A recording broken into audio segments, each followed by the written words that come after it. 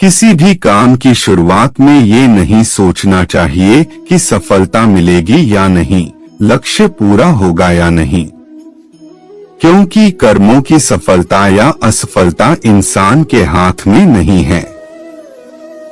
महाभारत में श्री कृष्ण ने अर्जुन को यही उपदेश दिया था कि तुम सिर्फ कर्म करो, फल की इच्छा मत करो।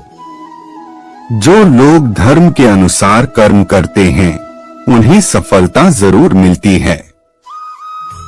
ये बात महाभारत के एक प्रसंग से समझ सकते हैं।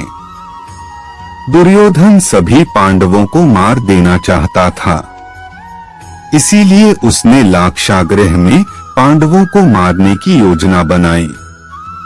लाक्षागृह के षड्यंत्र से किसी तरह सभी पांडव बच गए और वेश बदलकर वन में रहने लगे। उस समय राजा द्रुपद ने राजकुमारी द्रौपदी का स्वयंवर आयोजित किया था। इस आयोजन में पांडव में भी ब्राह्मणों के वेश में पहुंच गए। स्वयंवर में श्री कृष्ण भी मौजूद थे और वे ब्राह्मण रूप में सभी पांडवों को पहचान गए। स्वयंवर में शर्त रखी गई थी कि योद्धा को भूमि पर रखे पानी में देखकर छत पर घूम रही मछली की आंख पर निशाना लगाना है।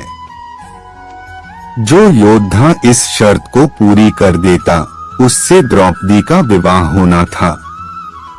जब अर्जुन इस प्रतियोगिता में शामिल होने पहुंचे तो श्री कृष्ण ने उन्हें समझाया कि मछली की आंख में निशाना कैसे लगाना है।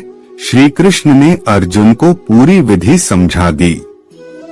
श्री कृष्ण की बातें सुनकर अर्जुन ने कहा कि अगर सब कुछ मुझे ही करना है तो आपकी क्या जरूरत है।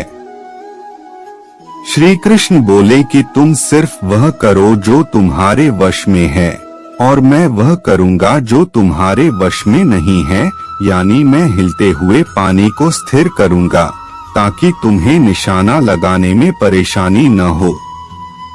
तुम सिर्फ बेहतर से बेहतर करने की कोशिश करो। श्री कृष्ण की बात मानकर अर्जुन ने बेहतर कोशिश की और उसने मछली की आंख में निशाना लगा दिया। श्रीमद् भगवद गीता के 4 अध्याय के पहले श्लोक में श्री कृष्ण अर्जुन से कहते हैं कि तुमसे पहले मैंने कर्म योग का ये दिव्य ज्ञान सूर्य को दिया था। सूर्य ने अपने पुत्र वैवस्वत मनु से कहा और मनु ने अपने पुत्र राजा इक्ष्वाकु को बताया था। इस तरह ये ज्ञान ऋषियों तक पहुंचा, लेकिन बहुत समय बीत जाने की वजह से मनुष्य लोक में ये ज्ञान लुप्त हो गया है। तू मेरा भक्त है और सखा है, इसीलिए मैं ये ज्ञान तुझे फिर से दे रहा हूँ। श्री कृष्ण की ये बातें सुनकर अर्जुन ने पूछा कि आपका जन्म तो अभी हुआ है। सूर्यदेव का जन्म तो बहुत पहले हो चुका है। तो ये बात मैं समझ नहीं पा रहा हूँ, आपने सूर्य देव को ये ज्ञान कैसे दिया। अर्जुन का प्रश्न सुनकर भगवान श्री कृष्ण कहते हैं कि मेरे और तेरे बहुत से जन्म हो चुके हैं। मैं उन सभी जन्मों के बारे जानता हूँ, लेकिन तू नहीं जानता। मैं अजन्मा हूँ, अविनाशी हूँ। जब जब धरती पर धर्म घटता है और अधर्म बढ़ता है तो मैं अपनी योग माया से प्रकट होता हूँ। मैं मेरे भक्तों की, संतों की रक्षा के लिए और पापियों का अंत करने के लिए अवतार लेता हूँ। जो भक्त मेरे रहस्यों को समझ लेता है उसे मेरी कृपा मिल जाती है और फिर उसकी आत्मा फिर से जन्म नहीं लेती है। जो लोग भय और क्रोध जैसी बुराइयों से दूर रहते हैं उन पर मेरी विशेष कृपा रहती है। जो भक्त जिस तरह मेरी कृपा चाहता है मैं उसी तरह उन पर कृपा करता हूँ, क्योंकि सभी मनुष्य मेरे ही मार्ग का अनुसरण करते हैं। मनुष्य लोक में कर्म ही प्रधान है।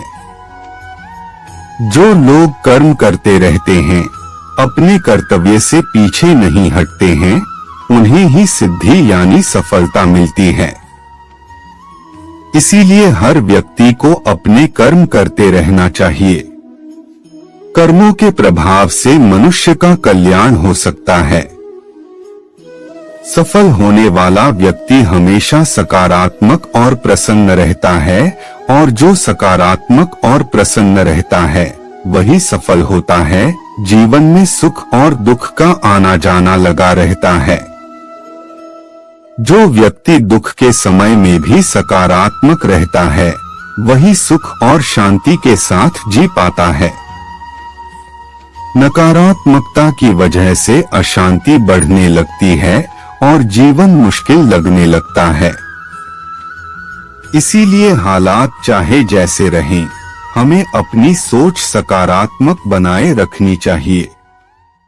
कई लोग हमारे पक्ष में होते हैं तो कुछ लोग हमारे विपक्ष में भी होते हैं।